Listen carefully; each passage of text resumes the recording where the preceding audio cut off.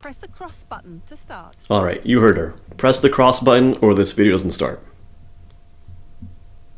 Alright, let's get started. So, got another time trial here for you today.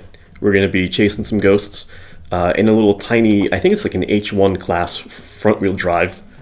And you'll notice, maybe not yet, but this is the reverse of the course we did in the Subaru and the Seat on the last video.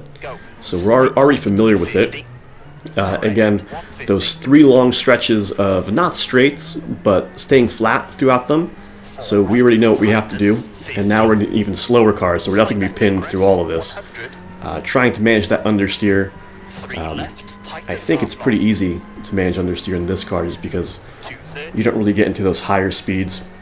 Now we're in that first section of staying flat, and we're going to have a nice long radius coming up for us ahead. So this is a fun little car. I think this is a Vauxhall. We'll see at the end when we open up the leaderboard. But yeah, this is like one of the slowest classes, the slowest class I think in the game. It just came up as one of the options in the time trial, and I don't know. I kind of like something about these slow car fast situations, right? You can really just stay pinned throughout everything when you have a car with this little horsepower, and just big overlap on the brakes. Here I don't even remember. Oh, we got a 5-second corner cut penalty for that one. I actually don't remember getting that, but the ghost is still behind us.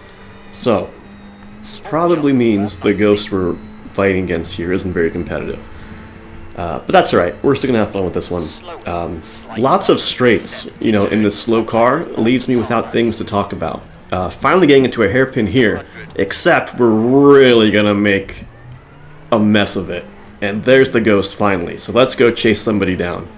Finally something good to look at on these long straights in this slow car. And really that's the only reason I left this clip in, just because we can actually see a ghost for once. Coming in here, committing to this corner, trying not to hit ourselves on that pole. Again, just those kind of understeer problems in this game. Really hard to get the turn in that I want.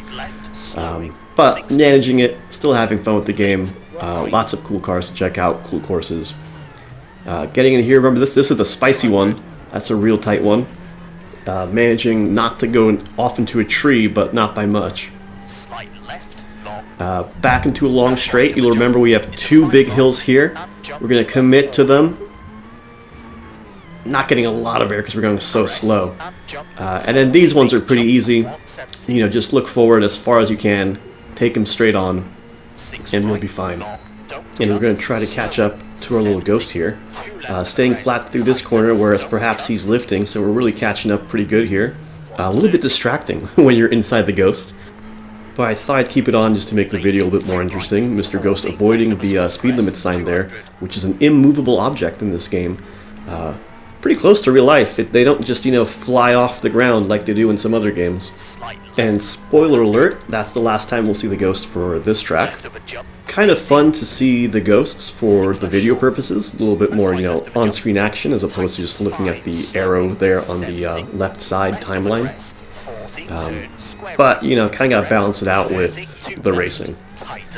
Anyways, if you'll remember, this was the start of the last video we made in the Subaru and the Seat. So coming back home to where we started last time around. And setting a time, beating the ghost. Like I said, probably not the most competitive, definitely not the most competitive ghost. But just a fun little thing to set there. And that was with a 5-second corner cut penalty, if you'll remember. So, let's move on into the next one, which should be a little bit more exciting, because we're going to actually set a world record. So, same car, different course. We'll see at the end what the course is, but this is about a 10-minute segment that you're in for. So, buckle up, Buttercup. Here we go. Getting through these first two turns as straight as we can, so we're getting speed forward and not sideways. Coming in. Oh, that's my time in the Mini Cooper. So I set a time in a Mini Cooper prior to this, and then I was like, you know what? Let me try with a little bit of a faster car. And I think this Vauxhall is the fastest car in the H1 forward-wheel drive class. Because the other car is a Lancia, which not that much faster than the Mini Cooper. And then the Mini Cooper, obviously, you know, really underpowered, just light. Actually, a really fun car, but I don't think it can set a world record on a track like this with a lot of long flowing straights, which we will eventually get into. But this track itself, a lot of fun, especially as we move into like the middle part of it. I really enjoyed taking some of those turns. A lot of fun in this car and in others. So again, the name of the game here is we're just staying flat on the throttle, I think, for pretty much every turn here. I don't quite remember if we lift there, but it's really all about overlapping the left foot braking. And I think perhaps for some of these turns I might lift just because the game kind of forces me to with the kind of understeering issues. But just trying to hook these turns up nicely, you know, thinking about how the end of one turn will connect to the start of the other turn. Trying to keep some smooth radiuses through here, like there, and keeping it straight wherever we can. Yeah, that was a turn I think I lifted on just to get that rotation in there. But this was a lot of fun in person, honestly. Especially just because the speed's a little bit slower. It's a little bit more, like, relaxing, for lack of a better word, maybe. I was playing this one at, like, I don't know, 11 at night or something, right? So this was a good car for my brain power at the time. And this is the section here for the next few minutes here. This is really fun. I like this part of the course. Kind of long and flowy, some 4s and 5s. So, you know, when you have those 5s and 6s, there's a lot of like bravery and commitment that you need over every corner. And if you mess up, you're probably off in a tree or a ditch. And then you have, you know, the 1s and 2s, which can be difficult just with the wheel I'm using, because I have the paddles behind 3 and 9 o'clock. So I always kind of have to keep my hands at 3 and 9 instead of shuffle steering, which is kind of the better practice in rally when you have, you know, big turns, tight turns especially. You know, I always have to keep my hands on 3 and 9 just to be able to upshift and downshift through some of those turns.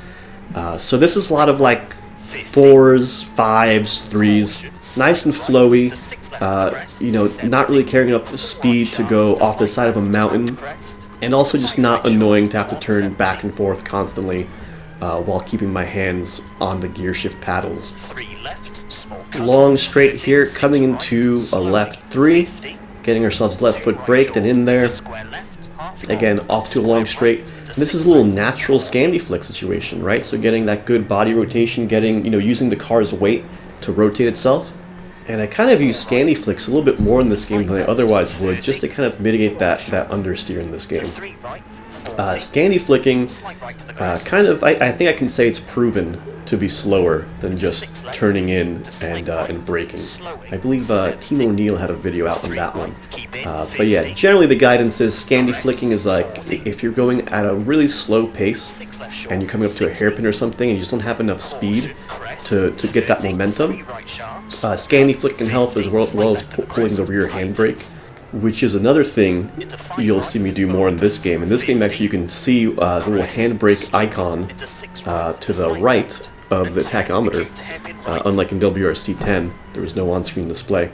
But in WRC 10, man, I use pretty much left foot braking for everything. Here, I just struggle for that rotation sometimes, so you'll catch me tapping that handbrake button. And even in this game, I feel like I have to hold the handbrake for longer than I would in WRC 10. So, a few differences between the games there. Not complaining, just noting the differences and working with them. So we're past out of that little section that I liked, which I thought was like the halfway point, but man, that's still in the first half of the course. We're just reaching halfway now. So, I wasn't kidding when I was telling you it's going to be a 10-minute course. Speaking of a 10-minute course, actually, that brings me to some of the differences between playing, you know, like a 3-minute, 4-minute course and playing, you know, these longer 10-minute, 20-minute, 30-minute courses, right? It's a shift of mentality. If I'm on a 2 to 4 minute course and I have a 6 leftover crest, man, you know, I'm going to send it off that crest, right? At worst, I'll lose 2 minutes of my life and restart the game. Here, we're already 5 minutes in, and potentially another 5 minutes ahead of us, right? I restart here, so it's 5 minutes plus the 10 minutes to actually complete the course. That's 15 minutes. And, you know, that time can add up when you're in like a 30-minute course. Your whole day can go by, right? So the only thing you're risking here is just your real-life time. And I don't want to be all day on this game. I got things to do. So, with that said, going through kind of the rest of his course a little bit more cautious, a little bit more in like get me home mode. But this car is still kind of generally slow. The main concern is just not understeering, right? Just because I don't have the best handle on the understeer in this game. So just trying not to die off the side of a cliff or, you know, go into a ditch. So kind of bring it back from, you know, 10 tenths, 9 tenths, maybe like 8 tenths, 7 tenths. Again, for this car, maybe not so much, just because it is still one of the slower cars. You can still chuck it in without too much worry that you won't be able to handle it. But yeah, it's definitely interesting to play some of these longer time trials. Just for that little shift in mentality. A little bit more on the line, right? You know, you don't really have bodily injury, vehicle injury on the line when you have when you're playing a video game, right? So it's like the worst thing, you're just going to restart. But when, you know, you're on a 10-minute course, 20-minute course, half-hour course, you know, you die, it's like it kills you on the inside. So trying to keep it on the course, trying to bring it home, trying to stay fast, getting through here, getting a little bit tight, right? So we don't want to hit these rocks on the outside, so we're going to take extra caution, you know, just to not have to restart at this point. Likewise, going through here, I think we got a big jump ahead.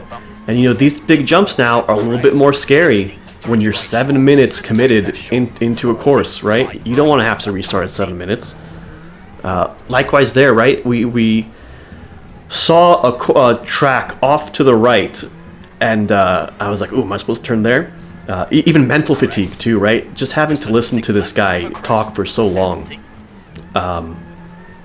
Your mind starts drifting, because, you know, you're not in the actual rally car right now. You know, you're starting to think about, like, what am I going to have for dinner or stuff like that, right?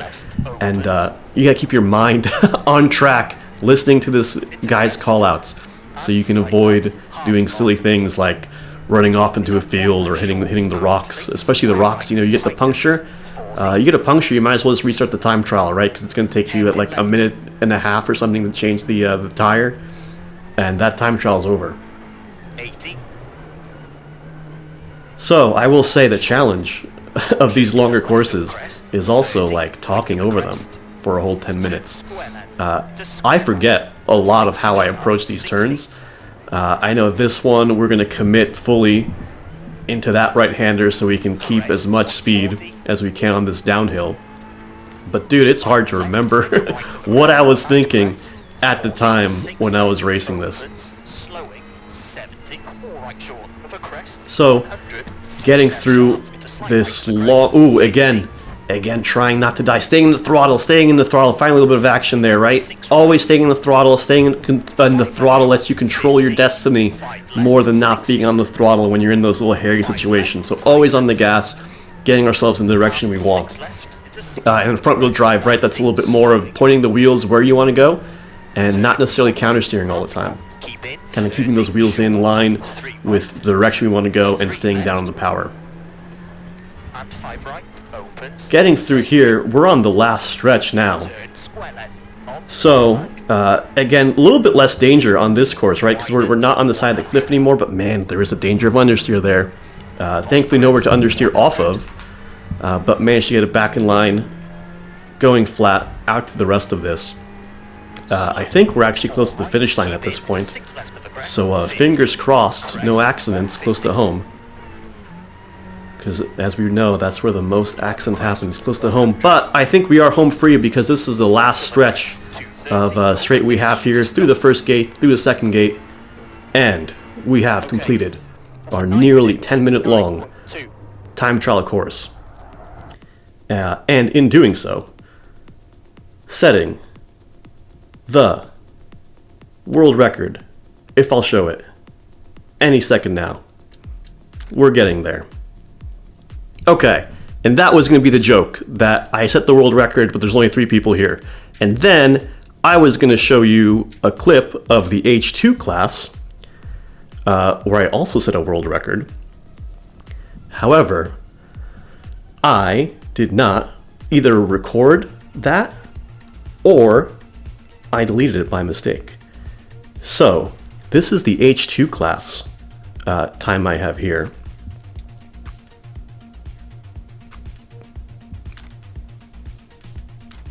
and getting into it slowly but surely. So that was the one we just did in the Vox hole. And then I was going to make a little joke like, oh, look at that, right? This is now a little bit of time has passed, some more people have set a time. And then this was going to be like the real world record, right? Because there's actually some people on this time trial. But anyways, didn't work out. So thanks for watching this really long video. Oh, this is also fun.